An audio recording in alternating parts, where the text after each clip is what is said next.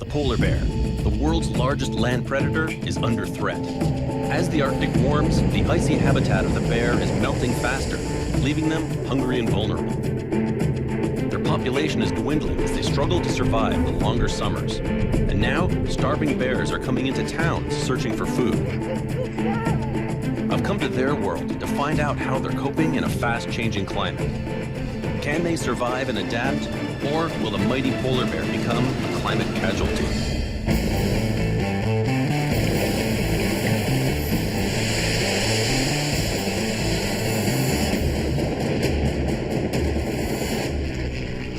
I'm heading to Canada's far north, to the timberline, where trees give way to Arctic tundra, and the view of the northern lights is at its most spectacular. I'm landing in Churchill, Manitoba, the polar bear capital of the world. It's summertime here, and Arctic fox and snow geese can be seen in the rugged wilderness that's all around. Right off the coast, hundreds of beluga whales are gathering to feed and give birth to their young.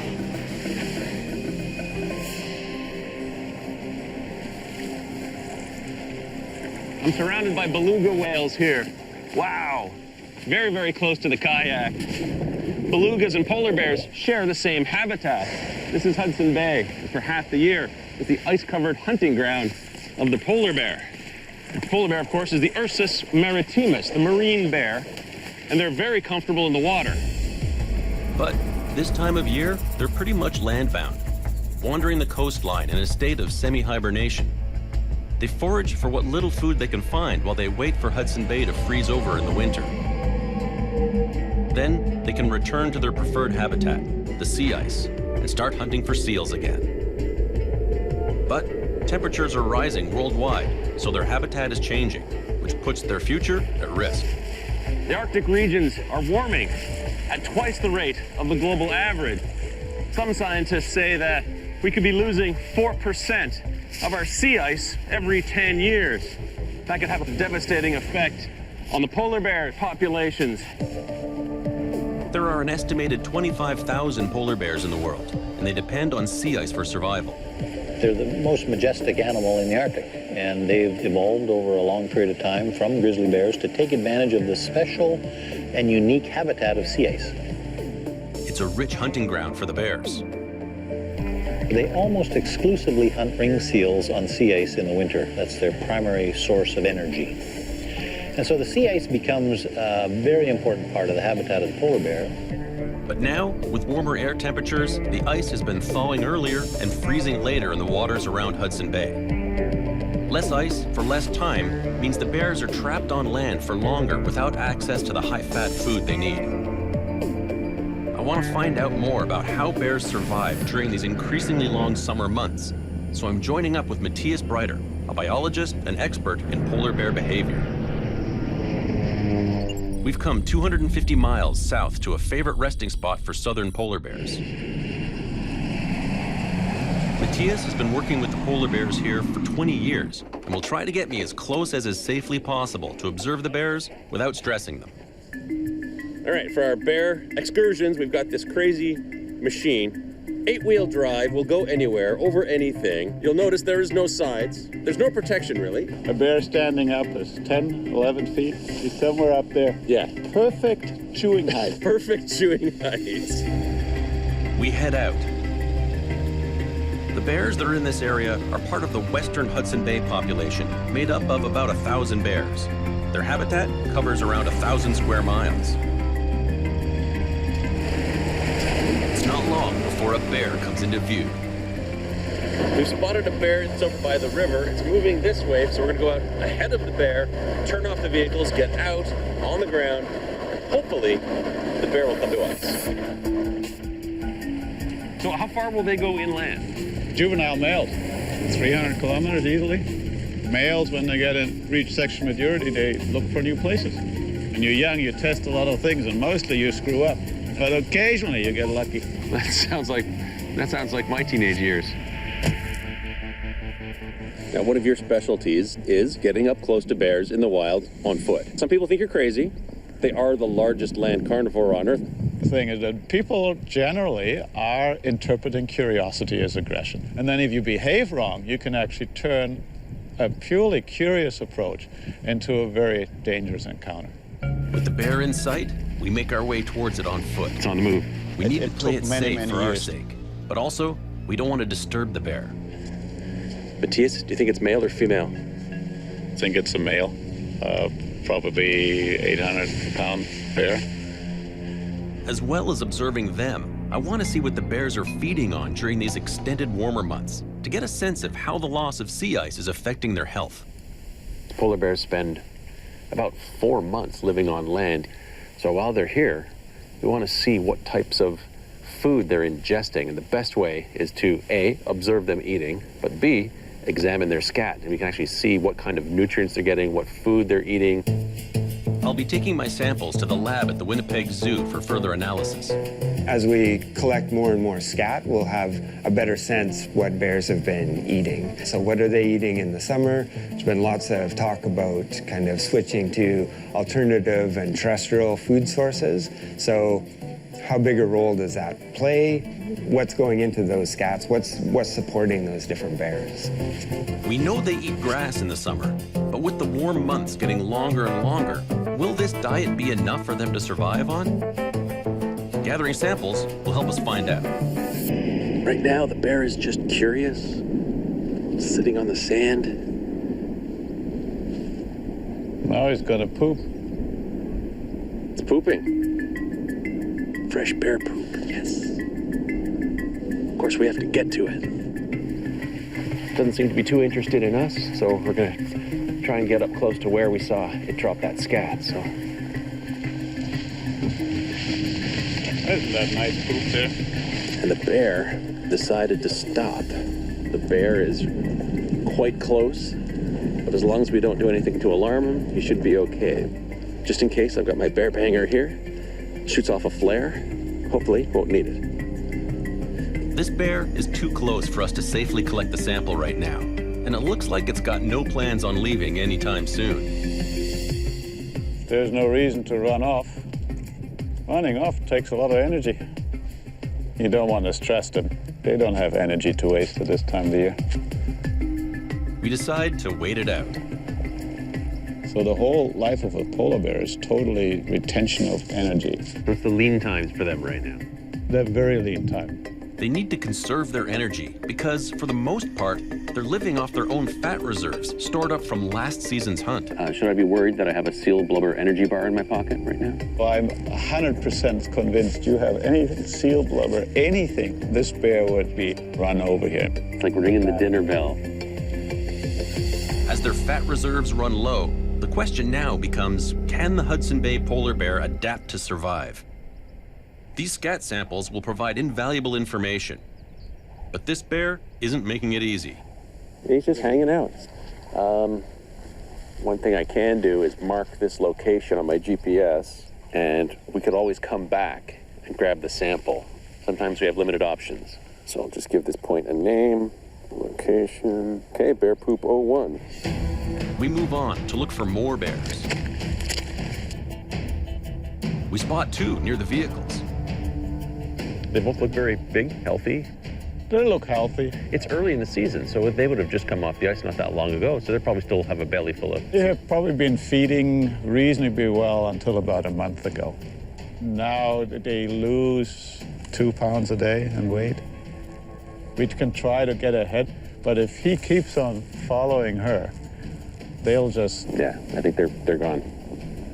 We go east. Slow down, slow down. Look at those claw marks. That's so big. They cannot retract their claws. No, they cannot. They're permanent. They're always out. Very cool. Let's follow them. All right. We follow the tracks and are led to a big male polar bear. Oh, here he goes. There he gets He's up. getting up. But this encounter soon gets a little too close for comfort. Okay. Hey, Deb. I'm in northern Canada, in polar bear country. I need to collect scat samples to gauge the impact of climate change on the bear's diet. But if I disturb this one, I could be in trouble. Matias, do you think it's male or female? A large male in its prime. We watch the bear as it rests for more than an hour. He seems a little more active now than he was a couple of minutes ago. Yeah. That's 3 yawns now. Can be slightly nervous yawn. That can mean that he is going to get up and approach us a bit. So what do we do if he does get up and start approaching us? We'll do a few steps towards him. If we back up, he'll just come faster. Right. Polar bears can run up to about 40 kilometers per hour, but only in short bursts. So if that bear really wanted to run, it could be here in the blink of an eye. I want him to relax back down. And there he gets He's up. – getting up. This 900-pound bear is a ferocious predator. It's nerve-wracking being this close. A little bit of displacement behavior. So he's just chewing on the grass right now. It's like if there's something you want to do, but you don't really dare. And so you jump to another behavior. He was just sort of thinking about us. He's hesitating. You don't want to create fear. Fear can result in aggression. Now he's lying back down. So if I were to suddenly start running away from him. In all likelihood, he will run after you. You think so, huh? 95%. Really? Oh, here he goes. Okay. If he gets off the grass, we have to make a step towards him. Walking towards a polar bear goes against every instinct. Come on. No. If we're wrong, we could be killed. He'll try to come again. So just look big. Yeah, when he tries to hook in, I make a little step towards him. You kind of want to keep the pressure a little bit on him. Now he tries to hook again a little bit, I put a little pressure on him. That's amazing. You want to be dominant. Any kind of movement towards another bear is always dominance behavior. You're steering him away. And now he's made up his mind. He's gone. He's gone without creating stress. My heart was racing. You've done this hundreds of times before, but I've never actively moved towards a polar bear that is coming towards me. And the male one. A big male, yeah. I mean, if you understand a little bit how bears interact with other bears, they're reasonably predictable. People just do not read their language right. With that crisis averted, we go back to collect the first scat sample. It's not just the bears of Hudson Bay that are seeing deteriorating ice conditions. It's a problem all over the Arctic. The minimum sea ice recorded in 2015 was 1.7 million square miles, about 40% less than the previous 30-year average. The global temperature that we've seen of the planet, the rise of global temperature, is about 0.7 degrees Celsius. In the Arctic, it's about 2.5 to 3 times that.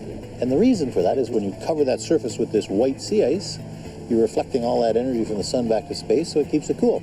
Open it up, that energy goes into the surface of the ocean, and it warms things up. That's a big change. The loss of sea ice would cause a major break in the chain of life in the Arctic. Sea ice is an integral part of the Arctic food web, providing habitat for microorganisms like ice algae and zooplankton. Algae attaches to the bottom of the ice and becomes food for fish and marine mammals. Those fish sustain seals, and seals sustain polar bears.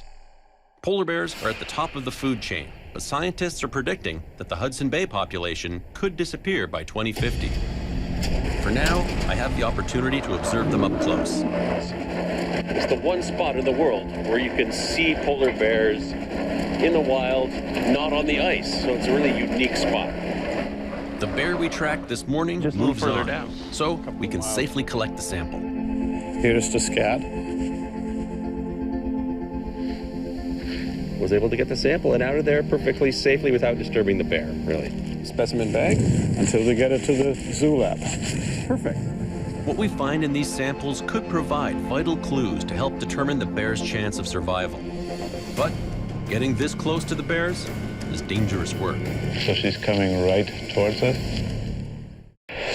The polar bear has been broken down into 19 different regions that scientists recognize. And of those 19, 10 of them are here in Canada. So it's an excellent place to study polar bears and how climate change is affecting their population. And it's the bears here in western Hudson Bay that are the most at risk of extinction. Their southerly location means they're bearing the brunt of the effects of climate change. Their numbers have declined by 22% since the early 1980s. Over the last 30 years, the amount of time that open water season is in Hudson Bay is now about 4 weeks longer than it used to be. And there was some very dramatic observations of bears in very critical condition because they've had to fast for so long. They're not getting enough energy, and so that creates problems with mortality. In a few weeks' time, temperatures will drop and the ice will start to form on the bay. Hundreds of hungry bears will converge along the shores close to the town of Churchill in anticipation of the coming ice. And for Churchill's Polar Bear Alert program, that's a problem. So the longer it takes for the ice to form on the bay, the busier we are. Oftentimes you'll drive along this road and there will be a bear just right there. Brett Willock is taking me on one of his bear patrols. He's covering a 3-mile perimeter around Churchill, making sure hungry bears don't make it into town. The one last night, it was about 5:30 in the morning where our staff was called and they chased it away. Hundreds of bears gather on the coast, but it's usually the more desperate bears and juveniles that come into town to scavenge for food, bringing them dangerously close to people. When was the last time that someone was actually attacked by a bear and injured? 2 years ago. It can be a terrifying experience. Locals carry arms and avoid walking alone at night. In the most recent attack, 2 people were severely injured by a polar bear in the early hours of the morning. And when you're built right on the coast of Hudson Bay, it happened. Most bears are coaxed away before they make it into town, but some become problem bears, and Brett and his team have to trap and relocate them. He shows me one of his traps. Right now we're only using the one. And how many bears do you trap per year, approximately? It depends on how many bears are around. Yeah. It could be 30 bears, it could be 70 bears. Trapped bears are taken to the holding facility, weighed, tagged, and then relocated. Many are malnourished. Locating high-energy food is key to the survival of the polar bear. The lack of sea ice is forcing some bears to migrate north to colder regions with better ice conditions. Recent DNA evidence found genes of the southern bear in the high Arctic. We can probably expect to see either loss or much lower numbers of polar bears in places like Manitoba, and then maybe higher densities of polar bears in Grise Fiord or places that are really in the high Arctic. But if polar bears can find new food sources, there may be hope for the population here. We head back out along the coast to see more bears and collect more samples. Not far down the beach, we encounter a sow and her cub. The mother and cub keep wandering sort of west along the coastline. They're Warmer watching us weather the for whole Hudson time. Bay has another catastrophic impact on females and their cubs. Increased spring rains can collapse their maternity dens, reproduction rates are down, and cub mortality is up for the Hudson Bay bears. So you could see the sniffing. Yeah. Now she's coming right into the scent, coming right towards us. She'll never come all the way up. No. Their priority is to keep the cub safe. Bears are opportunists, so curiosity is exceedingly important when finding new food sources. So that is just their nature. They're curious. Always keep a look around. You never know. There could be a bear lying anywhere in the bushes and catching our scent. And you'd never see it until, No. you know. It's as far as she wanted to come. While we observe them walking the tide line, we get lucky. They're both pooping? Both of them pooped simultaneously. It was like a synchronized pooping. We wait till it's safe to go in and get the sample. Really fresh. I'll just mark this. Awesome. On our way back, we see a polar bear finishing off what looks like the remains of a snow goose. We know that a handful of polar bears have been spotted hunting and catching caribou and eating berries as black bears do. But are they making a real transition to more land-based foods, or are these just opportunistic meals? Our next step will provide the answers. We're heading to Winnipeg to have the scat analyzed and find out if the Hudson Bay polar bears can be adapting to a swiftly warming climate. With scat samples in hand, we arrive at the lab at the zoo in Winnipeg to find out if the Hudson Bay polar bear population has a future. Let's take a look at this. We got a bunch. We pull out all the samples for Dr. Yes, Peterson this is and the log male. them. Female. We'll just have to make sure that we switch gloves between samples, just in case we're going to use these for genetic analysis. He loads the first sample into the microscope. There's been lots of discussion about summer food sources, bird species and stuff, so I'm always curious to see if something like that shows up. Goose as well. eggs. Yeah. He analyzes and compares each sample. Yeah, pretty consistent. I don't know. It looks much the same as the other ones. The grass, I don't see anything else in there. It's salad, which is totally not what you think of when you think of a bear. Every sample we analyzed was composed of a grass called sedges. The grass gives them liquid, but no nutrients. The longer they eat grass, the more their body condition deteriorates. So the idea that polar bears will be able to adapt to life on land without sea ice is really not practical. No, but we're not going to see all the polar bears shift over to grazing and these other food sources in a short time period. Ultimately, polar bears need to be out on the ice getting seals, and if they're not getting to it or they're getting to it for fewer weeks or fewer months, it's going to have big, population level impact. Without the ability to adapt to new food, the future for many polar bears is looking bleak.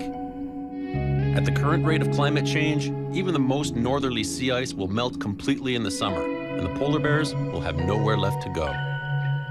For the first time, an animal at the very top of the food chain could be wiped out by climate change. It's up to everyone, individuals, companies, and countries, to continue to reduce the causes of climate change and save the polar bear.